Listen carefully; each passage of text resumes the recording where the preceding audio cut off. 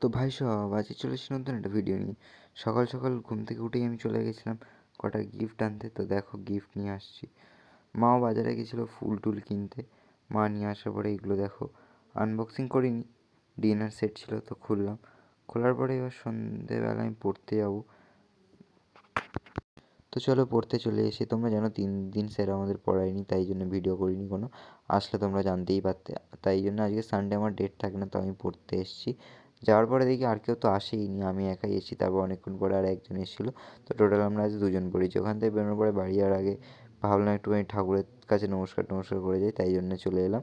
এটা হচ্ছে বিবেকানন্দ স্পোর্টিং ক্লাবে। এখানে দুর্গা ঠাকুরের থান, এখানে ঠাকুরও ওঠে, দুর্গা ঠাকুর।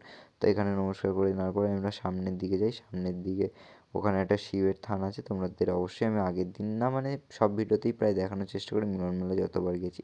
তো এখানে নমস্কার করি, তাও বাড়ি চলে যাই। আজকের ভিডিওটা আমি এখানে শেষ করে, তোমাদের ভালো লাগলে লাইক ও সাবস্ক্রাইব করো।